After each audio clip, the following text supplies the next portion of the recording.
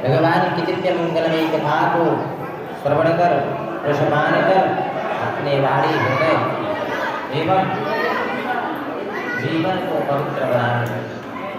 देखिए भगवान की जो कथा है यह तीनों तापों का शमन करने वाली है, नाश करने वाली है। और यह जो कथा रूपी सरिता है,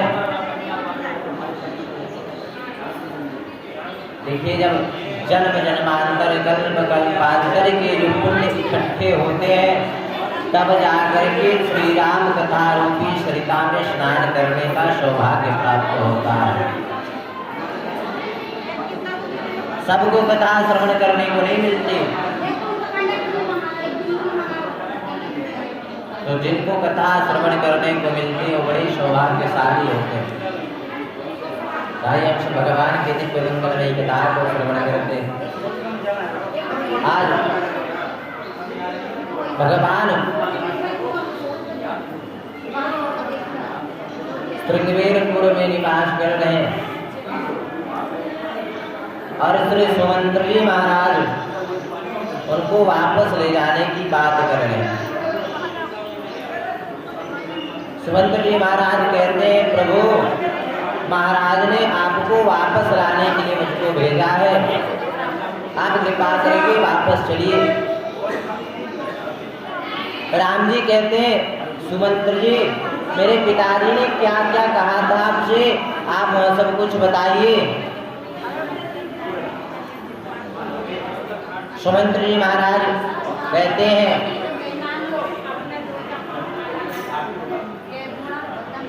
सुमंत्र जी कहते आपको बुलाने के लिए भेजा। भगवान ने कहा मेरी पूरी बात बताइए, मुझे पिताजी ने क्या क्या कहा है। सुमंत्र जी कहते महाराज जी कहे कि पहले राम और लक्ष्मण जी को मनाना, अगर वो ना आए तो अत्यंत सुकुमारी सीता जी को तुम ले आना, मैं उनको भी देख करके जीवित रहूंगा। अगर राम नहीं रहेंगे तो भी मैं सीता को देख करके जीवित रह लूंगा। राम जी कहते हैं, देखा सुमंत्र जी मेरे पिताजी भी जानते हैं कि राम लौटने वाला नहीं है, इसलिए कहते हैं कि अगर राम लक्ष्मण ना आए तो सीता जी को लेके आना। ये नहीं कह रहे कि राम लक्ष्मण को लेके आना, कह रहे राम लक्ष्मण ना आए तो सीता जी को लेके आना। जब नहीं फिर ही धीरो दो भाई, जब दोनों भाई ना आए तो सीता जी को लेके आना।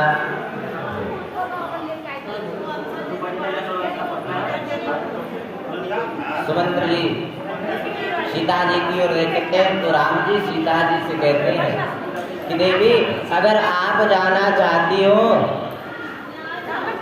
तो आप लौट जाइए।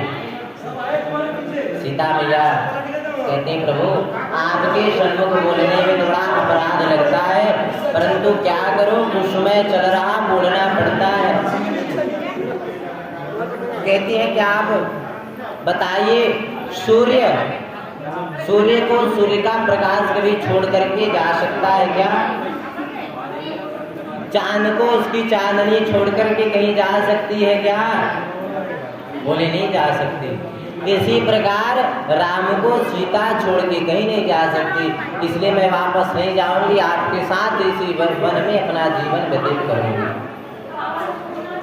राम जी के नेत्रों में प्रेमांसु भराते कहते धन्य हो देवी। और राम जी तो चाहते ही है कि देवी ना जाए। यदि सीता मैया वापस चली जाएंगी तो रावण का वध कैसे होगा? जो भगवान ने रचना की है कि सीता मैया का हरण करके रावण ले जाएगा तब युद्ध होगा रावण से, तो कुछ न कुछ तो कारण चाहिए युद्ध करने का। तो राम जी भी अंदर से यही चाहते हैं कि सीता जी ना जाए।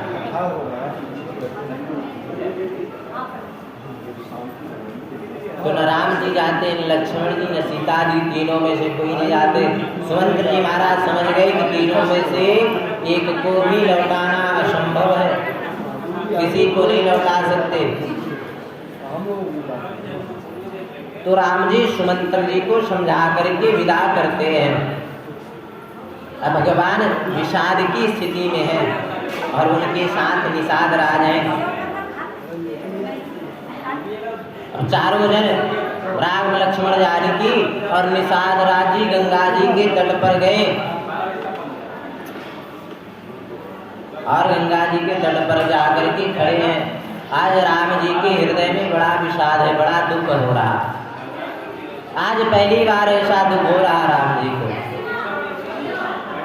जिसको पिता के समान मानते थे सुमंत्र जी को, सुमंत्र जी छोटे से बच्चे की भांति रो करके चले गए। वापस लौटाने आए थे राम जी को, राम जी लौटे नहीं, सुमंत्र जी महाराज रोते हुए चले गए।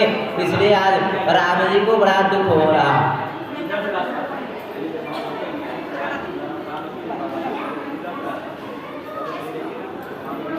गंगा जी के तीर पर खड़े हैं भगवान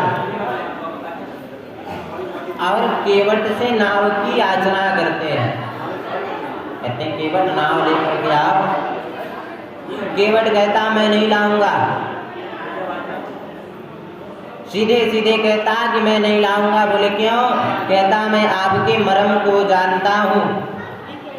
भैया भगवान के मर्म को तो ब्रह्मा आदि देवता भी नहीं जान पाए, फिर ये केवट कैसे कह रहा कि मैं आपके मर्म को जानता हूँ?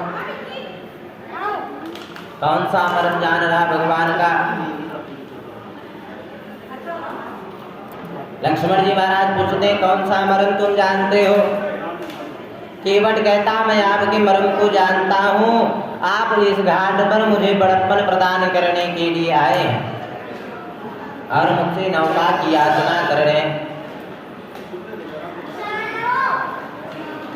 इसलिए मैं आपके मर्म को जानता हूँ, मैं नाव नहीं लाऊंगा।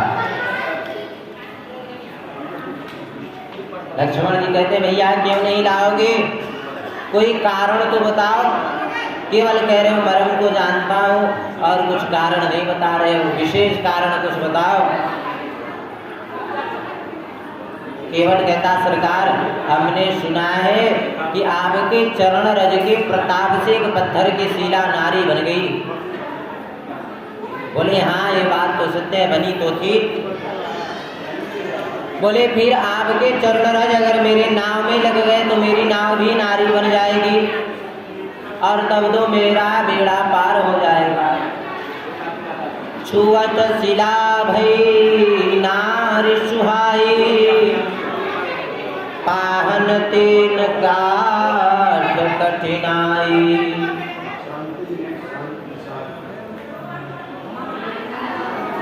केवट कहता प्रभु और कोई काम धंधा मैं जानता नहीं, केवल नाव चलाना जानता हूँ और दिनों रात इस नाव को चलाता हूँ, तब जाकर के अपने परिवार का जो है पालन पोषण करता हूँ। एक नारी एक पत्नी है हमारे पास, उसका पालन पोषण करने में पूरा दिन हमें नाव चलाना पड़ता। यदि यह नाव भी नारी बन गई तो मैं उसका पालन पोषण कैसे करूँगा? पहली बात तो मेरा जो साधन है कमाने का वह चला जाएगा, दूसरी बात एक और नारी आ जाएगी तो हमारा बेड़ा पार हो जाएगा, इसलिए मैं नाव नहीं लाऊंगा। भगवान बोले नहीं ऐसी बात नहीं है, मैं आपको वचन देता हूँ आपकी नाव नारी नहीं बनेगी। केवट बोला कि नहीं मैं ऐसे नहीं मानूंगा, यदि आपको नदी पार करना है, गंगा पार करना है तो एक शर्त है। बोले क्या? बोला कि आपको अपने चरणों को धुलवाना पड़ेगा, अपने पैरों को धुलवाना पड़ेगा, उसके बाद मैं आपको अपने नाव पर बैठाऊंगा। भगवान बोले ठीक है जो आपकी मर्जी कर लो, आप वही करो जिससे आपका नाव सुरक्षित रहे, मुझे शर्त मंजूर है, आप मेरे चरणों को धुल लो।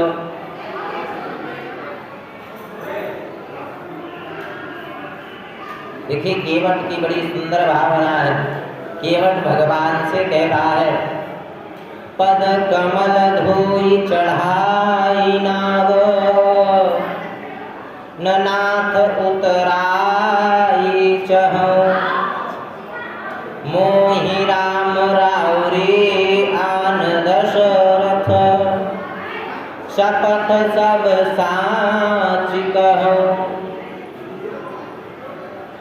केवट कहता बस आप एक बार चरणों को धुलवा लीजिए, फिर आप मुझे उतराई भी मत दीजिएगा। मैं अपना सौगंध खा करके कहता हूँ कि आपको गंगा के उस पार छोड़ दूंगा। भगवान बोले ठीक है।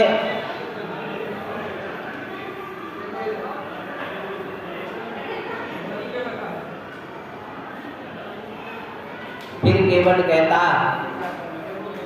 कि आप स्पष्ट रूप से बताइए, स्पष्ट रूप से हमसे कहिए कि केवट जाओ जल लेकर के आओ और मेरे चरणों को धुलो, तब मैं धुलूंगा, अपने मन से नहीं धुलूंगा। अगर मैं अपने मन से धुलूंगा तो आप कहोगे कि जबरदस्ती केवट ने मेरे पैरों को धुला। आप स्पष्ट रूप से कहिए तब मैं धुलूंगा। राम जी ने कहा अच्छा ठीक है, जाओ जल्दी जल लेकर के आओ, मेरे पैरों को धुलो, मुझे देर हो रही, गंगा उस पार जाना है। केवट दौड़ा दौड़ा गया और जो कठौता होता लकड़ी का उसमें जल भर के ले आता है। सुन केवट के बैन प्रेम लपेट अटपटे, बिहसे करुणा एन चितई, जानकी लखन तन।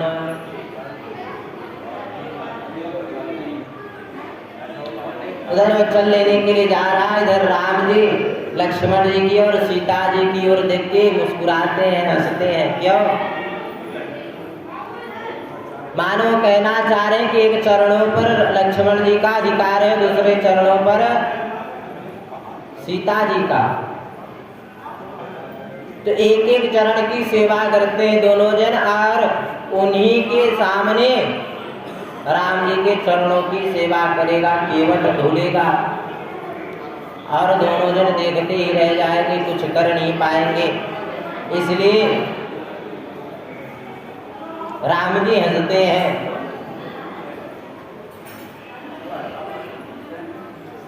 केवट गया कठौता में जल भर के ले आया।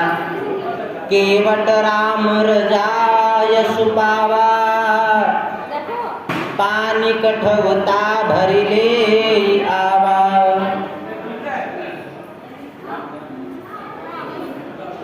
तो नाव में जो पानी उलिछने वाला कठौता होता है, उसी कठौता में गंगा जल भर के ले आया। तो स्वामी जी लिखते हैं पानी कठौता भरी ले आवा। जल क्यों नहीं लिखा, गंगा जल क्यों नहीं लिखा? भाई गंगा जी का जो जल है वह गंगा जल होता, तो स्वामी जी पानी क्यों लिख रहे? वह केवट की भावनाओं को लिख रहे। केवट कभी गंगा जल को गंगा जल नहीं मानते, पानी ही मानते हैं। यदि वो गंगा जल को गंगा जल ही मान ले तो उनका भी कल्याण हो जाए। आपने कभी देखा होगा जब नाव में पानी भरने लगता, गंगा जल भरने लगता, तो नहीं कहते भैया गंगा जल जल्दी से निकालो, कहते भैया पानी भर रहा, जल्दी पानी निकालो, नहीं नाव डूब जाएगी। तो गंगा जल को गंगा जल कभी नहीं कहते, हमेशा पानी कहते हैं।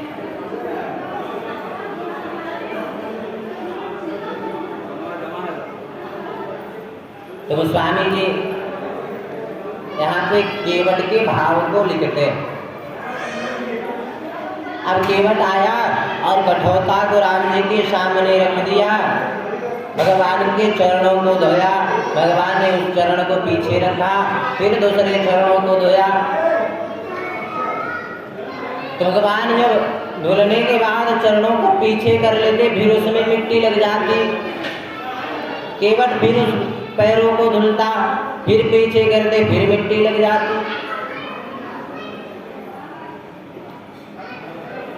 तो ऐसे कई बार धुला। भगवान बोले केवट अगर ऐसे होता रहा तब तो 14 वर्ष यहीं बीत जाएंगे, हमें मर जाने की आवश्यकता